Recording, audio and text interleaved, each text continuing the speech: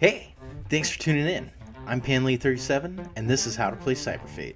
You have three main win conditions when playing CybrFate: depleting the Fate's vital points down to 0, exhausting the Fate's action deck, or tagging out the player.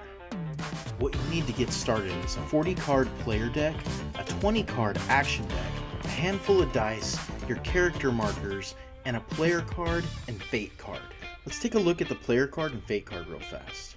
In CybrFate, you play as yourself, represented by a player card, and your partner is the Fate, a monster-like creature from this world called Phelan in the lore. The player card tracks the tag, Tactical Armor Gear. It's how many hits that you can take during the game. The Fate card carries more information. For one, the color of your Fate. There'll be red, blue, or yellow. The banner ability, which is an ability that carries over through your entire level stack, and the stats for your Fate's current level: attack, defense, EN, and also the VP that it starts with. Some Fates might even have abilities that don't carry over with the banner.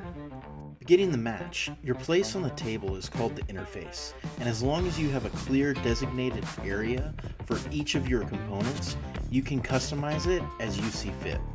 The components being player card, Fate card, player deck, action deck, 3 mod slots, and your exhaust pile. It's recommended to keep your player cards and your action deck cards in their own exhaust piles for ease of play. To determine who goes first, roll for highest, and then you start the game with 5 cards in hand. If you must mulligan, return the entire hand to your deck, draw 5 more cards, and then you forfeit your first turn draw. The phases of a turn are as follows: start of turn, setup phase, override phase, main phase, and then the end of turn. In the setup phase, you draw a card, reveal an action card, and roll for movement.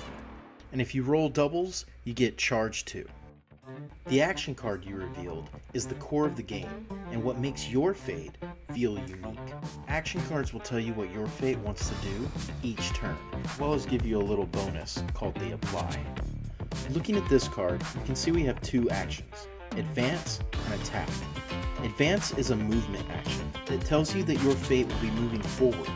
Forward towards what? The focus. And in this case, that would be the enemy Fate.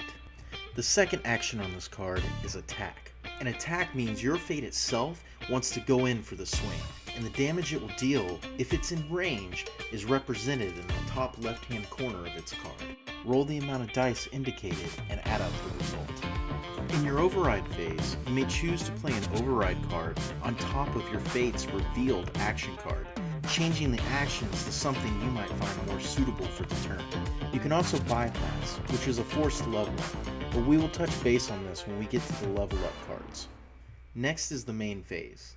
Charge, as a result of actions or rolling doubles on movement, resolve first. At this point, you have many options. You can resolve actions. You can take player movement, play or set 1 mod card from hand, activate any previously set mod cards, level up naturally, play skill cards, or discard a card from hand in order to charge 1 energy. When resolving actions, you must resolve them in order that they appear on the card, but you can take player movement or play any other card before, in between, or after each action at your discretion. For example, our Fate is going to advance towards the focus, and in between advance and attack, we're going to activate the mod card, Protein, and then we're going to take the attack. Player movement is pretty straightforward. You are allowed to move wherever you would like within the threshold of your movement roll. Positioning your player is important though, as your player can be attacked as well. So when your Fate has a defend action, your player is protected as long as they are within 2 spaces of your Fate.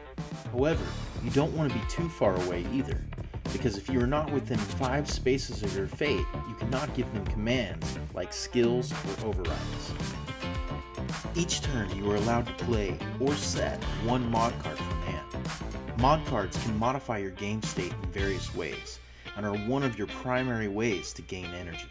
You only have 3 mod slots though, and if you play cards that stick around in the mod slots, then you can clog up your space, so it's something to be mindful of, as there are other cards that can be played in mod slots as well.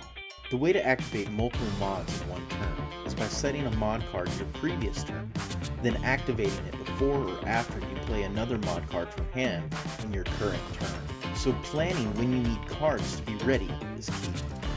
So let's say you charge the energy tank up to max, which is 6 energy. This makes you ready to do a natural level up. Natural level ups require the consecutive level of the same color and 6 energy in your energy tank. On level up, you get to draw a card. Level up cards have abilities and color abilities. Your color ability depends on the color of your base fate or your level 1 fate. The power symbol on your fate card is a solid indicator of what ability is currently active. The other type of level up is a bypass that happens in the override phase. But while we are looking at the level up, we can point out the process. Bypassing is for getting out of a jam. You might not have 6 energy or the consecutive level. No bother, because you can bypass straight into any level by exhausting the revealed action card of the turn and then paying the drop penalty displayed on the bottom right of the card. This is the penalty that you would pay if you were to level down by an energy drop to 0 as well. Skill cards are your primary tool to get you to your win conditions. They are powerful cards that require you to spend energy and sometimes even secondary cost. When you play a skill card of the same color as your fate, it means that your fate has an affinity for that skill, and it allows you to draw another card on play. Sometimes skill cards can get expensive, and fates at higher levels are better able to manage this. When they are at higher levels, they can use EN to reduce the price of a skill of the same color. However, even if the cost drops to 0, 1 energy must always be spent to use a skill card, regardless. There are 2 types of afflictions that can be dealt in CybrFate: damage and exhaust. Damage directly takes away from the Fate's vital points, or VP, and on players, any number of damage causes a tagged shield to be broken. Exhaust is when an attack causes a Fate or player to discard a card from the top of their deck to the exhaust pile. There is a difference in exhaust from attack or exhaust that is a secondary payment, so be aware of the differences. And to add a little bit more information for exhaust, it is a prevailing term because a main mechanic or win con is exhausting out your Fate's deck. Remember, if you cannot reveal an action card during your setup phase or exhaust a card when you are hit with exhaust, then you will lose. The player deck is not as important because you don't lose the game when it mills out. However, you will lose tools in which are super helpful towards your win cons. And don't forget the charge. You can always discard 1 card from your hand once per turn to gain an energy. And that's a full turn. Rinse and repeat, and take out your enemy. This is of course a general overview of the game, and there's so many more details, nuances, and combos to get into and pull off, but that's for you to discover. So come on, join us, and find your fate.